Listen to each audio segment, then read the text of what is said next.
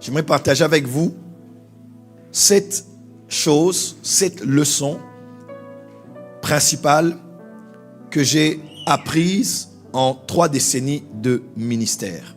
L'apôtre Paul dit, Christ a établi premièrement dans l'Église les apôtres, là on est dans 1 Corinthiens 12, verset 28, mais dans Éphésiens 4, à partir du verset 11, il dit, il a donné à l'Église, il a donné aux hommes, premièrement, des apôtres, des prophètes, des évangélistes, des pasteurs et des docteurs pour le perfectionnement des saints en vue de l'œuvre du ministère et de l'édification du corps du Christ.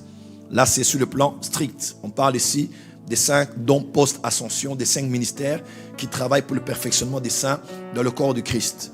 Mais par extension, ministère parle de beaucoup plus que cela. Parce que dans le même chapitre, on parle de l'édification des saints en vue de l'œuvre du ministère. Et ce ministère-là n'est pas le ministère des 5 ministères qu'on a cités, mais ce sont les ministères des saints. En d'autres termes, les 5 dons du Christ, qu'on appelle aussi les 5 ministères, travaillent pour le ministère des saints, puisque tout ministère, tout chrétien a aussi un ministère. J'aimerais le dire autrement. Tout chrétien a un ministère à temps plein. Les uns ont leur ministère ici sur la chair, les autres ont leur ministère sur la place publique. Et même dans le corps du Christ ou dans l'église locale, nous avons beaucoup d'autres ministères que nous exerçons auprès des enfants, dans la louange et l'adoration. Parce que ministère, parlant en latin, on parle d'une activité qu'on effectue au quotidien.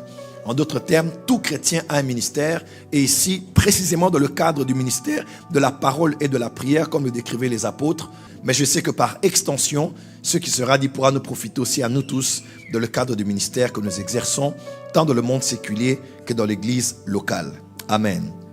Cette chose que j'ai apprise en 3 décennies de ministère. 7, c'est très peu. Je crois que la liste pourrait arriver à plus de 50. Mais j'ai tenu ici pour Charleroi à partager uniquement 7. 7 choses que j'ai apprises en 3 décennies de ministère. La première chose est celle-ci. Premièrement, j'ai eu à apprendre que le plan de Dieu pour tout ministère commence et se fait en Jésus-Christ. Je répète, le plan de Dieu pour tout ministère commence et se fait en Jésus-Christ. Je crois fermement que l'appel de Dieu est éternel. En d'autres termes, Dieu, à l'instar de Jérémie, il nous a choisis, il nous a établis, il nous a même oints dans le ministère avant que nous soyons formés dans le ventre de nos mères. Je le crois fermement que Dieu est un Dieu de prédestination, Dieu est un Dieu de plan préétabli. Lorsque Dieu vous envoie sur la terre, comme disait un homme, Dieu vous envoie sur la terre en mission. En d'autres termes, dans l'éternité, dans la pensée de Dieu, dans la préséance de Dieu, avant que vous naissiez, Dieu avait déjà établi un plan de ministère pour vous.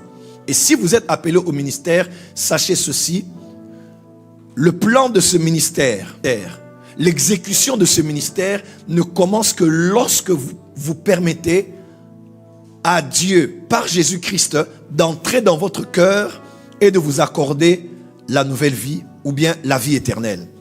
Je vais lire 2 versets de la parole du Seigneur.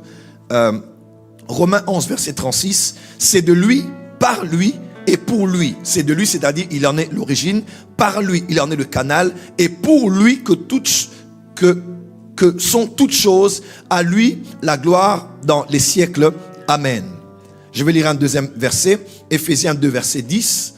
Ici, je vais lire la version Semeur. Ce que nous sommes, nous le devons à Dieu. Car par notre union avec le Christ, Jésus, Dieu nous a créés pour une vie riche d'œuvres bonnes qu'il a préparées à l'avance afin que nous les accomplissions. Parole vivante dit encore mieux. Ce que nous sommes, nous le devons à Dieu. Il nous a recréés en Christ pour nous faire accomplir dans la communion avec lui les bonnes actions qu'il a préparées depuis longtemps pour nous. Voilà la vie conforme à la volonté de Dieu, celle par laquelle il a tout arrangé d'avance. Il a préparé notre chemin afin que nous n'ayons plus qu'à y marcher. Amen. En tout cas, la première et la plus importante chose que j'ai eu à retenir dans le ministère, et j'aimerais partager avec vous, c'est que Dieu peut avoir un plan sur vous par rapport au ministère. Un ministère dans la parole, un ministère dans l'église locale, un ministère dans la vie séculière. Mais ce plan de Dieu pour vous ne commence que lorsque vous acceptez de donner votre vie à Jésus-Christ. Là, j'ai utilisé un terme purement évangélique, mais ce n'est pas vraiment le cas. Parce que pour le salut, on ne donne pas sa vie à Dieu, mais on reçoit la sienne. Parce que tu n'as aucune vie à donner à Dieu parce que tu es mort dans tes offenses. Éphésiens chapitre 2, versets 1 et 2. C'est une terminologie qu'on a toujours utilisée, mais à vrai dire, c'est nous qui recevons la vie de Dieu pour avoir la vie éternelle. Parce que la vie éternelle n'est pas le fait de donner, mais c'est le fait de recevoir. Quelqu'un est avec moi? Car à tous ceux qui l'ont reçu et qui ont cru en elle, la parole, elle leur a donné le pouvoir de devenir enfants de Dieu. Nous devenons enfants de Dieu, pas parce qu'on a donné à Dieu quelque chose, mais parce qu'on a reçu sa vie en nous. Quelqu'un est avec moi? Parce que tu n'as pas de vie pour la donner à Dieu. Quelqu'un m'entend? Mais c'est lorsque tu reçois sa vie à lui que tu reçois la vie éternelle. Le plan de Dieu pour le ministère se fait en Christ. Un homme peut être appelé au ministère. On peut même avoir prophétisé pour une personne qui n'est même pas dans le Seigneur. La mère a eu à faire un rêve. Un pasteur a eu à parler sur un jeune garçon. Mais il ne pourra entrer dans le ministère que s'il passe la première porte de recevoir la vie de Dieu et d'être sauvé. Parce que nous avons été préparés d'avance et ce plan se fait en Christ. Ce plan se fait en Dieu. Voici avec moi quelques instants. On va aller au tabernacle de Moïse. Vous vous rappelez du tabernacle de Moïse, n'est-ce pas? Ce tabernacle était le tabernacle dans lequel on faisait certes les sacrifices, mais c'était le lieu du service des Lévites, des sacrificateurs et du grand sacrificateur. Mais on n'était pas parachuté dans le tabernacle. C'est-à-dire on est juste là et puis l'avion passe, l'avion vous parachute, hein? Et puis vous descendez, boum, dans le parvis directement et vous passez la porte pour entrer dans le saint et dans le lieu très saint. Il fallait suivre un protocole. Il fallait passer par la porte qui avait 4 couleurs et cette porte avec 4 couleurs était pareille pratiquement au parvis, au lieu saint et au lieu très saint. C'est la même configuration qu'on avait pour accéder au parvis, accéder au lieu saint et accéder au lieu très saint. Et cette porte avait 4 couleurs. Et cette porte symbolise Christ. Parce qu'on ne peut entrer dans le ministère qu'en passant par Jésus, qu'en passant par le salut. C'est lorsqu'on est sauvé qu'on peut être éligible à commencer à fonctionner et à travailler dans le ministère. Donc le ministère n'est pas une histoire, n'est pas une invention humaine.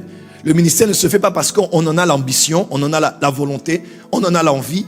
On n'est pas sauvé, on n'est pas né de nouveau, mais on aime bien les choses de Dieu, les choses de l'église. Et on veut juste être là, jouer à la batterie, on veut chanter, on veut jouer au drum. Ça ne se passe pas ainsi. Dans le ministère, dans les choses que Dieu a préparées d'avance, il faut passer par Christ, il faut passer par la nouvelle naissance, il faut passer par le salut. Et toutes ces années, j'ai aussi réalisé, un des grands problèmes que nous avons eu dans l'église, nous avons eu beaucoup de gens qui n'ont pas été convertis.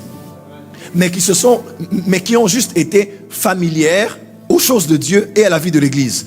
J'aime bien les choses d'église, la lumière, les chants, le sermon, il est bien. Ils sont gentils ces chrétiens et on fait quoi? On avance, on les fréquente et on aime bien ce qui se passe. Le pasteur vous remarque ou un responsable, on vous dit venez chanter, vous mettez votre voix à disposition et vous chantez. Et beaucoup de problèmes que nous avons à l'église, c'est parce qu'on a plusieurs personnes qui ne sont pas nées de nouveau, mais qui sont entrés directement dans l'œuvre de Dieu pour une raison et pour une autre. Alors que ce n'est pas le service qui sauve, c'est Jésus qui sauve. Et c'est lorsqu'on accepte d'être sauvé qu'on reçoit sa vie pour recevoir la vie éternelle. Quelqu'un peut dire Amen? Un bois peut être sous l'eau, peu importe le nombre d'années qu'il passe sous l'eau, il ne sera jamais un poisson pour autant. Vous voyez, un homme peut être dans l'église, être à l'église, être près d'un pasteur, être en service et ne jamais être né de nouveau, uniquement parce qu'il fait partie de l'assemblée des enfants de Dieu. Le plan de Dieu pour le ministère, peu importe le type de ministère auquel vous êtes appelé, se fait en Christ, se fait en étant sauvé. Il faut être régénéré. 2 Corinthiens 5, verset 17, celui qui est en Christ est une nouvelle création. Comme on dit dans ce verset, il faut être récréé. Parce que l'homme ancien, l'homme adamique ne peut pas, l'homme animal ne peut pas connaître les choses de l'esprit. L'homme animal ne peut pas faire les œuvres de Dieu. L'homme animal ne peut pas être utile pleinement entre les mains de Dieu. Il faut être sauvé, il faut recevoir Jésus, parce que le plan de Dieu pour tout homme, parfaitement, commence et se passe lorsqu'il est en Jésus-Christ.